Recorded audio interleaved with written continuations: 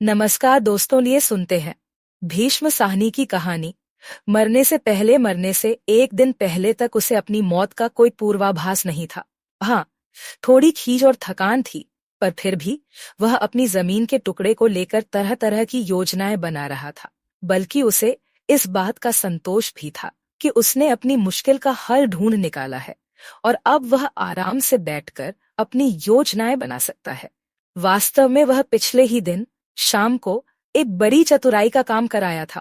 अपने दिल की ललक अपने जैसे ही एक वयोवृद्ध के दिल में उड़ेलने में सफल हो गया था।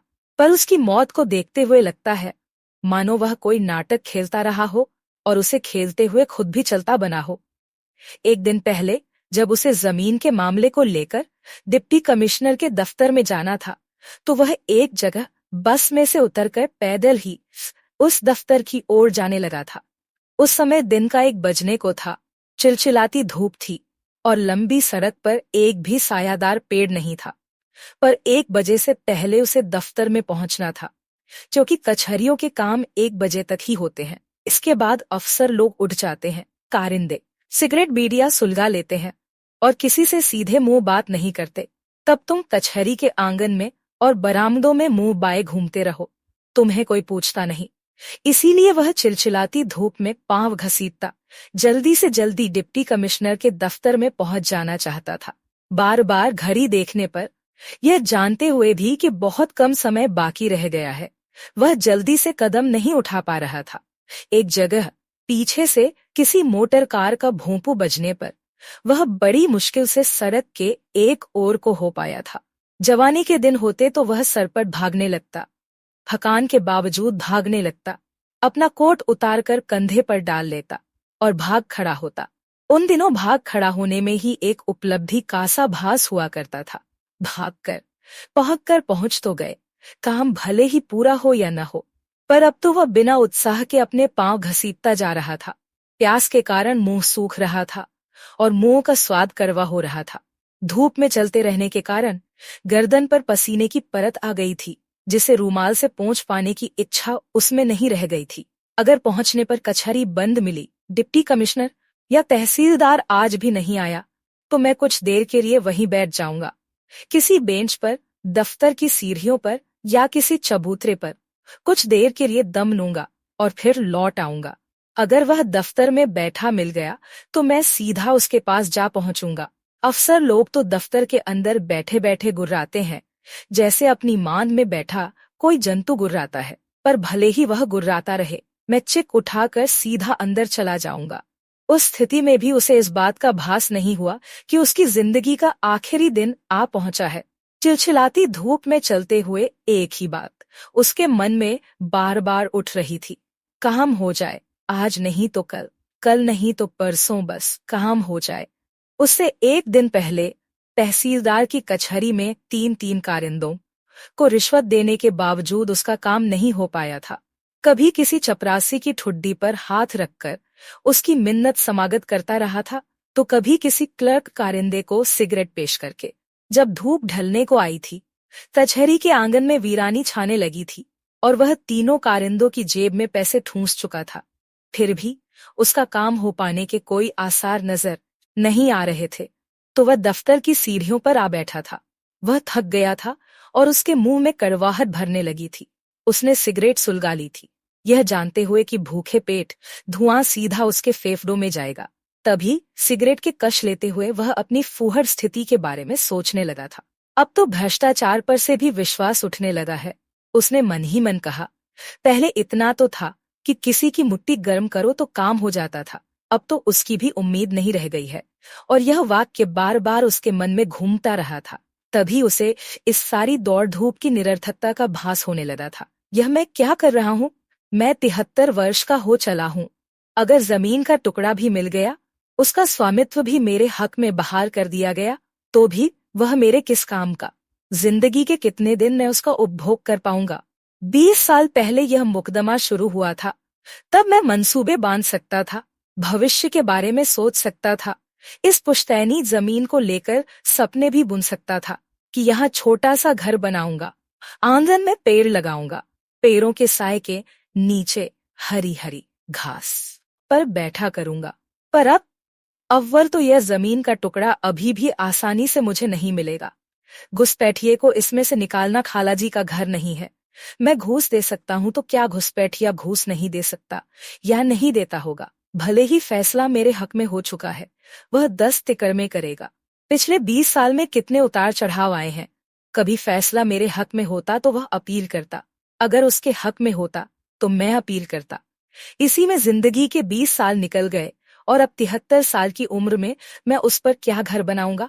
मकान बनाना कौन सा आसान काम है, और किसे पड़ी है कि मेरी मदद करे। अगर बना भी लूं तो भी मकान तैयार होते होते मैं 75 पार कर चुका होऊंगा। मेरे वकील की उम्र इस समय 80 साल की है और वह बौराया सा घूमने लगा है। बोलने लगता है तो बोलना बंद ही नहीं करता। उसकी सूझबूझ भी शिथिल हो चली है। बैठा बैठा अपनी धुंधलाई आंखों से शून्य में ताकने लगता है। कहता है उसे पेचिश की पुरानी तकलीफ भी है, घुटनों में भी गठिया है। वह आदमी 80 वर्ष की उम्र में इस हालत में पहुंच चुका है, तो इस उम्र तक पहुंचते पहुंचते मेरी क्या गति होगी? मकान बन भी गया तो मेरे पास जिंदगी के 3-4 वर्ष बच रहेंगे। क्या इतने भर के लिए अपनी हड्डियां तोड़ता फिरूं? क्यों न? नहीं, मैं इस पचड़े में से निकल आता। मुझसे ज्यादा समझदार तो मेरा वह वकील ही है, जिसने अपनी स्थिति को समझ लिया है और मेरे साथ तहसील कचहरी जाने से इनकार कर दिया है। बस साहिब, मैंने अपना काम पूरा कर दिया है। अब मुकदमा जीत गए हैं, अब जमीन पर कब्जा लेने का काम आप खुद संभाले। उसने 2 टूक कह दिया था मैं यहां तक पहुंचकर किनारा कर जाऊं, जमीन को घुसपैठिए के हाथ सौंप दूं, यह बुजदिली नहीं होगी तो क्या होगा? किसी को अपनी जमीन मुफ्त में क्यों हड़पने दूं? क्या मैं इतना गया बीता हूं कि मेरे जीते जी कोई आदमी मेरी पुश्तैनी जमीन छीन ले जाए और मैं खड़ा देखता रहूं? और अब तो फैसला हो चुका है, अब तो इसे केवल हल्का सा धक्का देना बाकी है। तहसील के कागजात मिल जाएं, इंतकाल की नकलें मिल जाएं, कि रास्ता खुलने लगेगा, मंजिल नजर आने लगेगी। ए ना, अरे, आरे, ए आ, दो, शो, द, गन, नी। सोचते एक बार फिर उसने अपना सिर झटक दिया। ऐसे मौके पहले भी कई बार आ चुके थे, तब भी यही कहा करता था, एक बार फैसला हक में हो जाए तो रास्ता साफ हो जाएगा। पर क्या बना?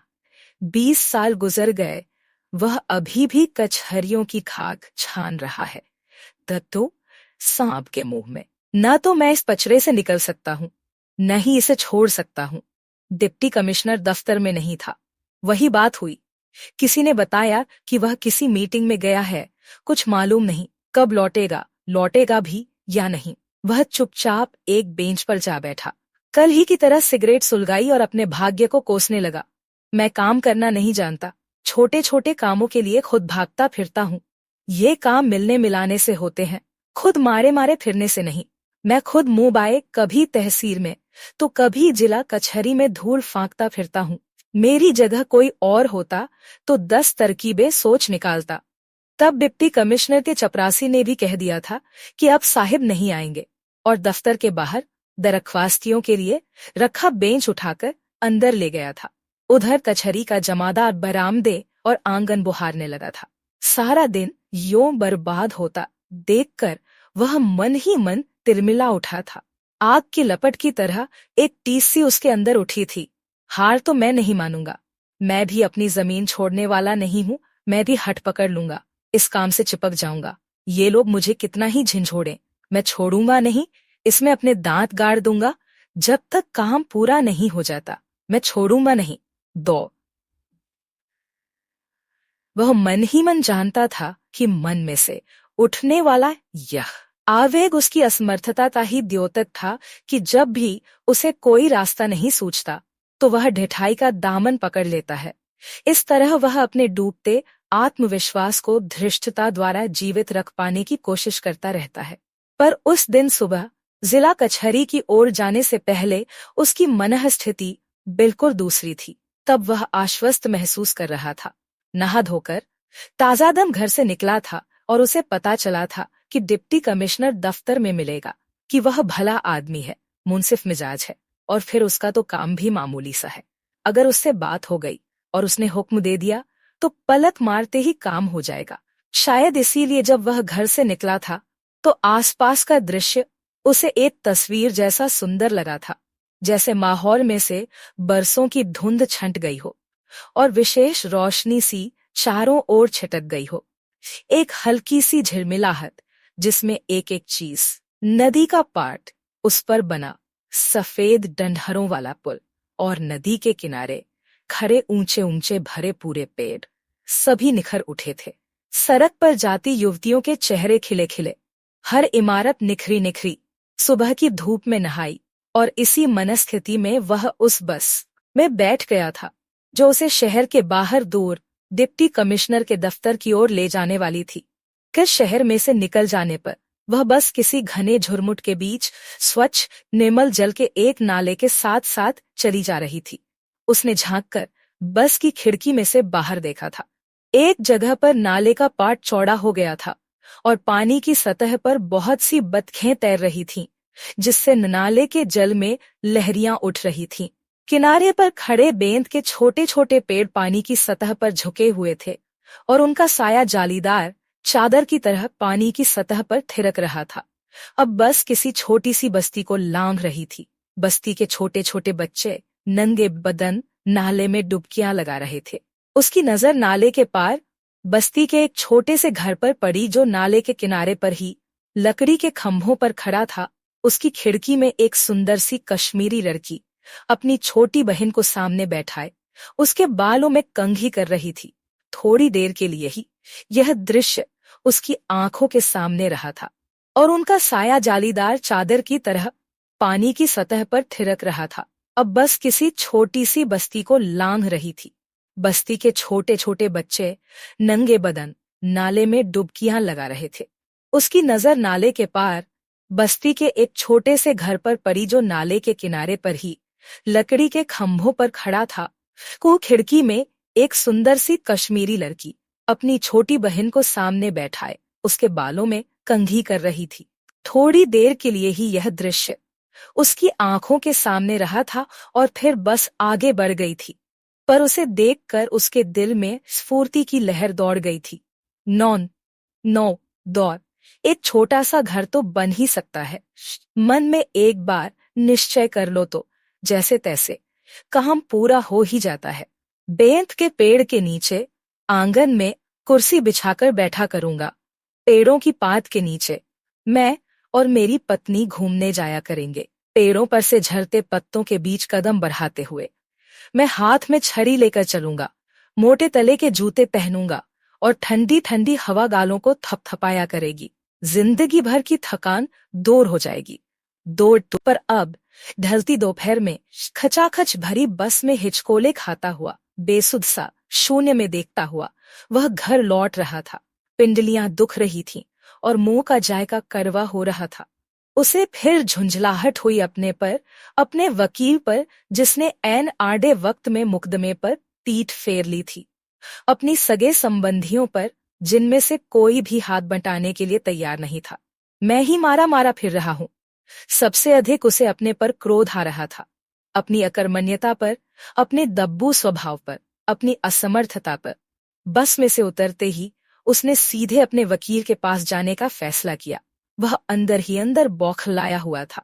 फीस लेते समय तो कोई कसर नहीं छोड़ते, 10 की जगह 100 मांगते हैं और काम के वक्त पीठ मोड़ लेते हैं। तहसीलों में धक्के खाना क्या मेरा काम है? क्या मैंने तुम्हें उजरत नहीं दी? कमिश्नरी का बड़ा फाटक लांघ कर वह बाएं हाथ को मुड़ गया जहां कुछ दूरी पर अर्जीन वीसों की पांत बैठती थी। बूढ़ा वकील कुछ मुद्दत से अब यहीं बैठने लगा था।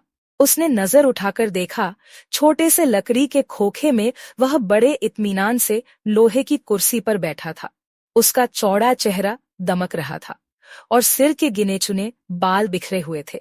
उसे लगा जैसे बूढ़े वकील ने नया सूट पहन रखा है और उसके काले रंग के जूते चमक रहे हैं। वह अपने बोझिल पांव घसीटता धीरे धीरे चलता हुआ वकील के खोखे के सामने जा पहुंचा। बूढ़ा वकील कागजों पर झुका हुआ था और एक नोटरी की हैसियत से अर्जियों पर किए गए दस्तखतों की तस्दीक कर रहा था और नीचे जमीन पर खड़ा उधेड़ उम्र का उसका कारिंदा हाथ में नोटरी की मोहर उठाए एक एक दरख्वास्त पर दस्तखत हो जाने पर ठप्पा लगा रहा था। आज भी कुछ काम नहीं हुआ। खोखे के सामने पहुंचते ही उसने करीब करीब चिल्लाकर कहा, अफ! वकील को यूं आराम से बैठा देखकर उसका गुस्सा भड़क उठा था। खुद तो कुर्सी पर मजे से बैठा दस्तखतों की तस्दीक कर रहा है और पैसे बटोर रहा है, जबकि मैं तहसीलों की धूल फांक रहा हूं। वकील ने सिर उठाया, उसे पहचानते ही मुस्कुराया। वकील ने उसका वाक्य सुन लिया था। मैंने कहा था ना, वकील अपनी जानकारी बघारते हुए बोला, तहसीलों में 10-10 दिन लटकाए रखते हैं। मैं आजिज आ गया था, इसीलिए आपसे कह दिया था कि अब मैं यह काम नहीं करूंगा। आप नहीं करेंगे तो क्या मैं तहसीलों की खाक छानता फिरूंगा? उसने खींचकर कहा, यह काम मैं नहीं कर सकता। यह काम जमीन के मालिक को ही करना होता है। उसका मन हुआ बूढ़े वकील से कहे, बरसों तक तुम इस मुकदमे की पैरवी करते रहे हो। मैं तुम्हें मुंहमांगी उजरत देता रहा हूं और अब जब आड़ा वक्त आया है तो तुम इस काम से किनारा कर रहे हो और मुझसे कह रहे हो कि जमीन के मालिक को ही यह काम करना होता है। पर उसने अपने को रोक लिया, मन में उठती खींच को दबा लिया, बल्कि बड़ी संयत सहज आवाज में बोला, वकील साहब, आप मुकदमे के एक एक नुक्ते को जानते हैं। आपकी कोशिशों से हम यहाँ तक पहुंचे हैं। अब इसे छोटा सा धक्का और देने की जरूरत है और वह आप ही दे सकते हैं। पर बूढ़े वकील ने मुंह फेर लिया। उसकी उपेक्षा को देखते हुए वह मन ही मन फिर तमक उठा, पर उसकी नजर वकील के चेहरे पर थी। 80 साल का बूढ़ा शून्य में देखे जा रहा था। अपने दमखम के बावजूद वकील की आंखें धुंधला गई थीं और बैठे बैठे अपने आप उसका मुंह खुल जाता था। इस आदमी से यह उम्मीद करना कि यह तहसीलों कचहरियों के चक्कर काटेगा बड़ी बेइंसाफी सा लगता था, और अगर काटेगा भी तो कितने दिन तक काट पाएगा। उसे फिर अपनी निःसहायता का भास हुआ। कोई भी और आदमी नहीं था जो इसका बोझ बांट सके, उसे सांस तक ले पाने की मोहलत दे सके। बेटे थे तो एक बंबई में जा बैठा तो दूसरा अंबाला में, और मैं इस उम्र में श्रीनगर में झक मार रहा हूं। उसने कहना शुरू ही किया था कि वकील झट से बोला, मैं कहीं नहीं जा पाऊंगा, आप मुझे माफ करें, अब यह मेरे बस का नहीं है। फिर अपने खोखे की ओर इशारा करते हुए बोला, आपने देख लिया यह काम कैसा है। यहां से मैं अगर 1 घंटे के लिए भी उठ जाऊं तो कोई दूसरा नोटरी मेरी कुर्सी पर आकर बैठ जाएगा। फिर क्षीण सी हंसी हंसते हुए कहने लगा, सभी इस ताक में बैठे हैं कि कब बूढ़ा मरे और वे उसकी कुर्सी संभाले। दी मैं अपना अड्डा नहीं छोड़ सकता। मेरी उम्र ज्यादा हो चुकी है और यहाँ पर बिना भाग दौड़ के मुझे 2 पैसे मिल जाते हैं। बुढ़ापे में यही काम कर सकता हूँ। मुश्किल काम तो हो गया वकील साहब, अब तो छोटा सा काम बाकी है। छोटा सा काम बाकी है। वकील तुनक कर बोला, जमीन का कब्जा हासिल करना क्या छोटा सा काम है? यह सबसे मुश्किल काम है। सुनिए वकील साहब, दो। उसने कहना शुरू ही किया था कि वकील ने हाथ जोड़ दिए, आप मुझे माफ करें, मैं कहीं नहीं जा पाऊंगा। वह क्षण भर के लिए फिर सोच में पड़ गया, फिर छट से बोला, अगर आप जमीन पर कब्जा हासिल करने की सारी जिम्मेदारी अपने ऊपर ले लें तो कब्जा मिलने पर मैं आपको जमीन का 1/3 हिस्सा दे दूंगा। उसने आंख उठाकर बूढ़े वकील की ओर देखा। वकील जैसे सत्ते में आ गया था और उसका मुंह खुलकर लटक गया था, पर इस शर्त पर कि अब इस काम में मैं खुद कुछ नहीं करूंगा, सब काम आप ही करेंगे। वह कहता जा रहा था, मैंने तो कहता जा रहा था, मेरी मजबूरी है। बूढ़ा वकील बुदबुदाया, आप सोच लीजिए, 1/3 जमीन का मतलब है करीब 4 लाख रुपए। दौर दौर और दो वह विचार उसे अचानक ही सूझ गया था, मानो जैसे कौंध गया हो, अपनी विवशता के कारण रहा हो या दबी कुचली व्यवहार कुशलता का कोई अधमरा अंकुर सहसा फूट निकला हो। पर इससे उसका जेहन खुलसा गया था। आप नहीं कर सकते तो मैं आपको मजबूर नहीं करना चाहता। आप किसी अच्छे वकील का नाम तो सुझा सकते हैं जो दौड़ धूप कर सकता हो। मुकदमे की स्थिति आप उसे समझा सकते हैं। उसने अपनी व्यवहार कुशलता का एक और तीर छोड़ते हुए कहा, आप मुकदमे को यहाँ तक ले आए, यही बहुत बड़ी बात है। उसने बूढ़े वकील के चेहरे की ओर फिर से देखा। बूढ़े वकील का मुंह अभी भी खुला हुआ था और वह उसकी ओर एकटक देखे जा रहा था। अब कोई वकील ही यह काम करेगा। बूढ़े वकील की आंखों में हल्की सी चमक आ गई थी और उसका मुंह बंद हो गया था। मैं आपसे इसलिए कह रहा हूं कि केस की सारी मालूमात आपको है। अपना सुझाव सबसे पहले आपके सामने रखना तो मेरा फर्ज बनता है। आपके लिए कुछ भी मुश्किल नहीं है और अदालत का फैसला हमारे हक में हो चुका है। अब केवल कब्जा लेना बाकी है। अपनी बात का असर बूढ़े वकील के चेहरे पर होता देखकर वह मन ही मन बुदबुदाया।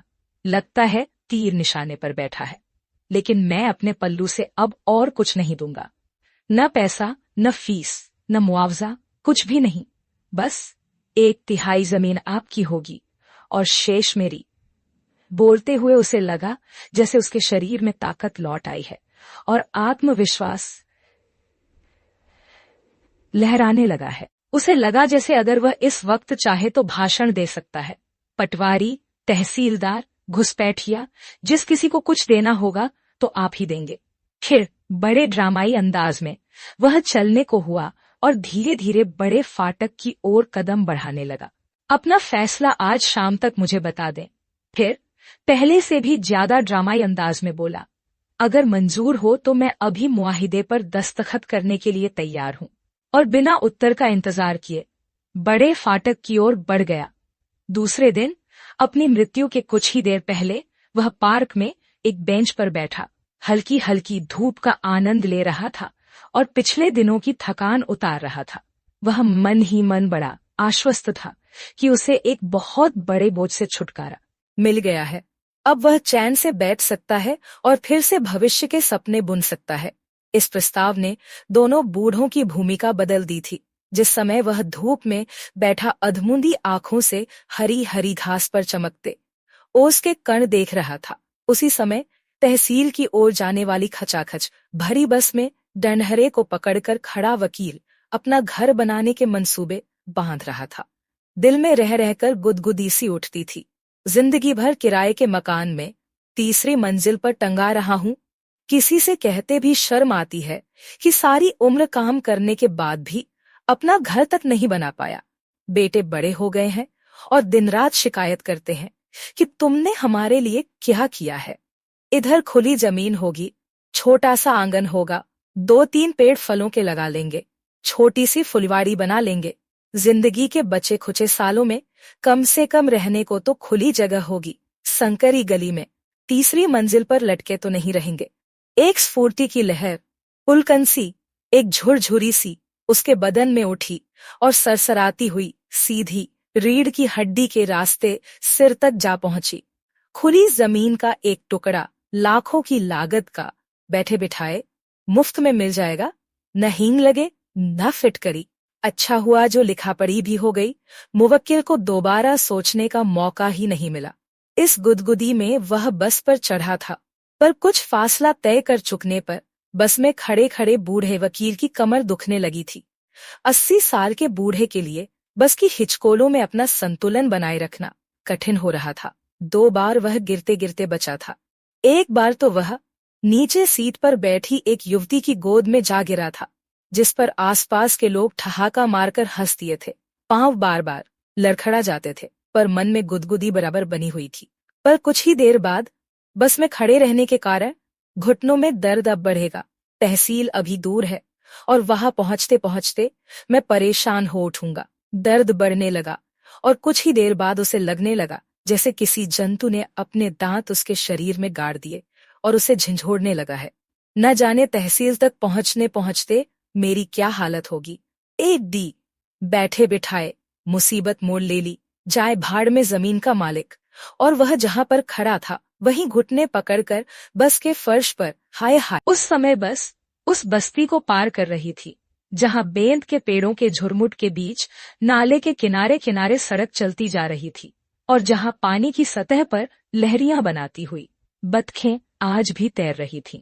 उधर पार्क के बेंच पर बैठा जमीन का मालिक थकान दूर हो जाने पर धीरे धीरे ऊँघने लगा था। उसकी मौत को कुछ ही मिनट बाकी रह गए थे। वह अभी भी आश्वस्त महसूस कर रहा था। चलो इस सारी चकचक और फजीहत में से निकल आया हूँ। उसे यह सोचकर सुखद सा अनुभव हुआ कि वह आराम से बेंच पर बैठा सुस्ता रहा है, जबकि वकील इस समय तहसील में जमीन के कागज निकलवाने के लिए भटक रहा है। 2 पर जमीन का ध्यान आते ही उसके मन को धक्का सा लगा। सहसा ही वह चौंकर उठ बैठा। यह मैं क्या कर बैठा हूँ? 1/3 जमीन दे दी। अदालत का फैसला तो मेरे हक में हो चुका है, अब तो केवल कब्जा लेना बाकी था। जमीन तो मुझे मिल ही जाती। लाखों की जमीन उसके हवाले कर दी और लिखत भी दे दी। कहाँ तो वकील को ज्यादा से ज्यादा 500,000 की फीस दिया करता था, वह भी चौथे 5वें महीने, और कहाँ 1/3 जमीन ही दे दी। लूट कर ले गया, बैठे बिठाए। लूट कर ले गया? उसके मन में चीख सी उठी। यह मैं क्या कर बैठा हूं? न किसी से पूछा, न बात की। देना ही था तो एक मुश्त कुछ रकम देने का वादा कर देता। अपनी जमीन कौन देता है? बैठे बिठाए मैंने कागज पर, वह भी स्टाम्प पेपर पर दस्तखत कर दिए। यह मैं क्या कर बैठा हूं? और स्टाम्प पेपर की तस्वीर आंखों के सामने खिंच गई। तभी कहीं से जोर का धक्का आया और दर्द सा उठा। पहले एक बार, फिर दूसरी बार, फिर तीसरी बार, और वह बेंच पर से लुढ़क कर नीचे ओस से सनी हरी हरी घास पर औंधे मुंह जा गिरा। तो दोस्तों, अभी आप सुन रहे द बेकशन सहानी की लिखी कहानी मारने से पहले। उम्मीद करती हूँ आपको ये कहानी अच्छी लगी होगी। वीडियो को लाइक और चैनल को सब्सक्राइब करना बिल्कुल न भूले। तो दोस्तों, अभी आप सुन रहे थे भीष्म साहनी के द्वारा लिखी कहानी करने से पहले। उम्मीद करती हूँ यह कहानी और मेरा प्रयास आपको अच्छा लगा होगा। वीडियो को लाइक और चैनल को सब्सक्राइब करना बिल्कुल मत भूलिएगा।